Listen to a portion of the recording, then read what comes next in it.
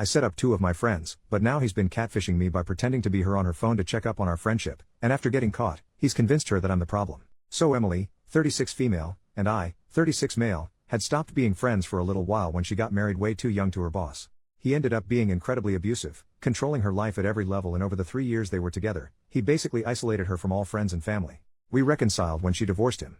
Around this same time, I attended university and met my now wife early on. We were assigned to the same floor in halls, and we've been together for 17 years now, and she's become really close to Emily over the years. Also at university I met a guy named George, 36 male, in my course. We were part of the same friend group but didn't stay in touch until we coincidentally ended up working together a good 10 years after graduation. I ended up introducing George to Emily and they started a relationship. A year or so later they moved in together. Emily was happy, and he was happy. On the face of things, he's seemingly been fine with me and Emily's friendship and never said anything. But over the past few weeks I started getting texts from her, sometimes late at night, that were just off. I was suspicious when she used a common British shortening of my full name rather than the traditional German version that she would always use, and when some overtly flirty, almost outright saying, occurred I immediately shut it down. I was 100% sure it wasn't Emily at this point. I basically called him out and asked if this was in fact George using her phone and bluntly asked why he was trying to sex with me posing as his girlfriend. He never responded, but after explaining the situation to my wife, she went over to Emily's with my phone to see what was going on. I wasn't there for this, but she showed Emily our entire text history and what he had done. George came home and they confronted him together. He first outright denied it and had the balls to accuse Emily of sexting me and trying to hide the cheating from my wife by saying he did it. Emily just left with my wife to come stay with us after this because there wasn't any reasoning with him. The morning after, he called and begged her to come home. He was crying and threw himself at her feet claiming he did it out of jealousy. He highlighted that she was in the habit of deleting our conversations, which drove him crazy. She does this with everyone, I guess, and he was always jealous of our relationship. He found it hard to see me with her, and after he saw her saying stuff like how she loved me, again, siblings. Well, not being able to read our texts drove him to basically go fishing to establish what exactly our relationship was. The sexting was an attempt to bluntly see if it was something I would engage in. At this point Emily asked for mine and my wife's opinion on this whole matter. I called bull crap on this being a mistake. Something he was driven to by jealousy. He violated her privacy by going through her phone, risked our friendship by masquerading as her, risked my marriage by trying to bait me into sexting a friend, and he risked Emily and my wife's friendship by making it look like Emily was sexting me. The entire thing was a clusterfuck. I didn't outright say she should leave him, but I highlighted how dishonest this whole thing was.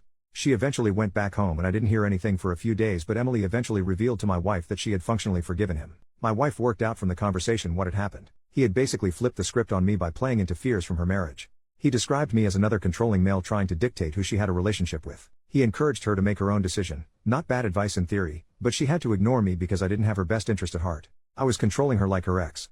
My wife quietly pointed out that he was in fact being like her ex, not me. He was driving a wedge between her and family. At this point Emily just gave up. Said she couldn't win, couldn't decide between the man she loves and her brother, so screw it.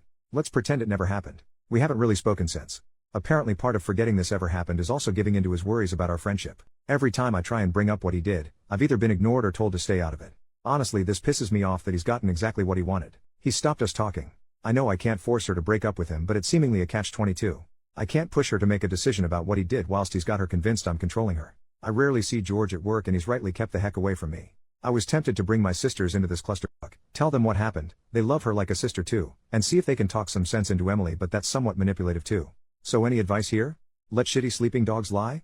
Try and get her to deal with what he did rather than sweeping it under the rug? First update. So, I followed the general advice of just leaving the entire situation alone. I agree any interference from me or my family would be manipulative and controlling, even if we mean well. So, I haven't really spoken to Emily since slightly before Christmas, but her mother contacted me a little after New Year's to ask if I knew what was going on with her. Emily's cousin back in Germany had contacted her mother saying she had turned up on her doorstep, having flown in from the UK on the 4th after apparently breaking up with George.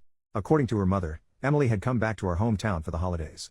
She brought George and at some point they ran into her ex-husband at the pub. For context, we grew up in a tiny village in the ass end of nowhere. There's literally nothing to our village but a pub, a post office and small supermarket. Her ex still lives where we grew up. So this is all information relayed to me by Emily's mother, but apparently at some point George approached Emily's ex-husband and asked for some advice. George is familiar with the story of their relationship and know how controlling he was, and why they divorced. Somewhat to her ex-husband's credit, he apparently refused to answer any questions and quietly approached Emily's mother to relay what he had asked. Now this is according to him, and George denies it, but he said George asked him how to handle me in terms of my friendship with Emily. I've no idea what Emily's ex-husband's motivation was here, but they've been divorced for a decade now and he hasn't contacted her in this time, so I'm inclined to believe it wasn't further attempts at interfering with her life. Maybe it was actually manipulation. Maybe in the decade since they've divorced he's become a better man. Who knows?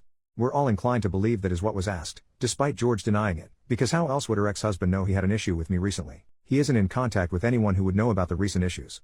Also, to be honest, the ex never had an issue with me. He saw me as a child, despite being the same age as his then wife, and constantly called me kiddo and asked how school was. It would be a very specific shot in the dark on his part to assume George had an issue with me without George saying so himself. So, her mother told Emily what George had tried to do and pointed out that her boyfriend is now trying to emulate her ex-husband's behavior and encouraged her to confront him over this and also what happened over the last month rather than ignoring it. Nobody was privy to the discussion they had, but he left sometime after it to return to their shared home, and she stayed with her mother, saying they had broken up. She stayed with her mother until the day after, where she, without any warning, left for Germany. The cousin she's staying with assures us she's relatively fine. She's just overwhelmed and embarrassed she let this happen again. She couldn't handle being where she might run into either ex, so staying with her mother was off the table and she just ran somewhere far, but safe. I still haven't spoken to Emily. I've sent her a message with some condolences and reassurance that she will always have a home here in the UK. I've decided to continue to give her space whilst making it clear I am there for her. She hasn't responded, but I assume this is just out of awkwardness over what happened and how technically George was once my friend. He hasn't spoken to me either and I haven't seen him at work at all. So yeah, not a happy ending per se. It shouldn't have taken her abusive ex getting involved for a resolution, but as people predicted, George was being abusive and he would repeat that behavior. I suppose it was relatively painless that he showed his true colors so emphatically without much further abuse. This could have dragged on. Thanks for the advice. Me staying out of it didn't make this any easier for her, but it probably avoided making it worse. Second update, I jumped the gun a little with the previous update, and looking back I hadn't actually spoken to Emily and it was all second-hand information.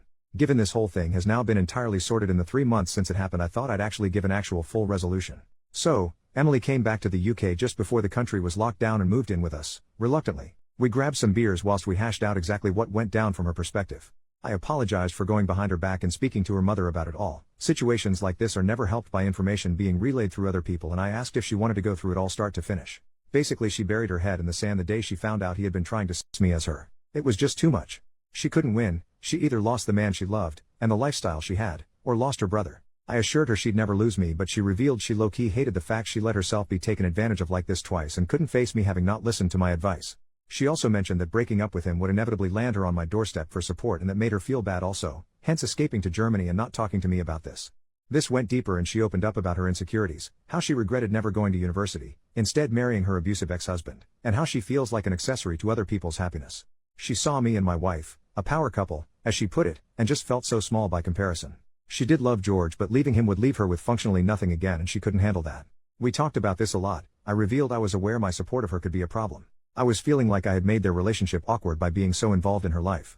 It might have been hard for George feeling like her boyfriend whilst I was there picking up her tabs, doing the DIY and basically acting like a father coddling his child. I asked if my, with retrospection, financial support of her tied into this feeling of inadequacy, like I was dragging her along for my ride, and she said it was a problem. She felt trapped when the relationship ended because she had no independence or true control. Whilst I would never use my position to control her, she would still be living by someone else's good graces.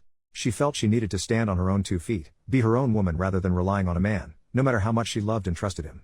That way her decisions would be her own, rather than under some level of duress. In the same way a child wants independence from her parents, she feels she finally needs independence from me. So we came up with a game plan. Now the lockdown has obviously made this harder. She is still living with me and my wife currently, but the plan is she's going to go back into education. She was capable of attending university, had the qualifications, but decided not to due to marriage. My financial security was really born of an inheritance I had after my father died. Life insurance. I used to not have to worry about rent during my extended time in education and early career. I bought a small flat with it that I still own. I've decided to pay it forward and put her in a similar situation by letting her use my flat, which is currently unoccupied because it's only been rented to students due to its proximity to 2 universities. Yes, this is me financially supporting her, but in a strictly limited way. No more covering errant bills, paying for holidays, or footing the bill when we socialize. She will not pay rent, but she will cover all bills on the flat, and she moves out the moment she's working. She didn't love the idea of me owning her home, but I called it my last act as that guy in her life, the pseudo-brother, father, sugar daddy, best friend. After this we'll just be independent siblings and best friends. She will be moving soon. We'll need her room after all, since my wife is now 5 months pregnant. Turns out she's been pregnant since late December and all this started. As for George, he swears up and down he never asked the ex-husband to handle me. He claims he asked how to be fine with me. It wasn't seeking advice how to deal with me. It was seeking advice how to be fine with me the way her ex-husband was. Could be true, who knows? It's irrelevant ultimately. Though we recently found out George moved a girlfriend into the house him and Emily used to share, and here's the kicker. It's a longtime friend of his.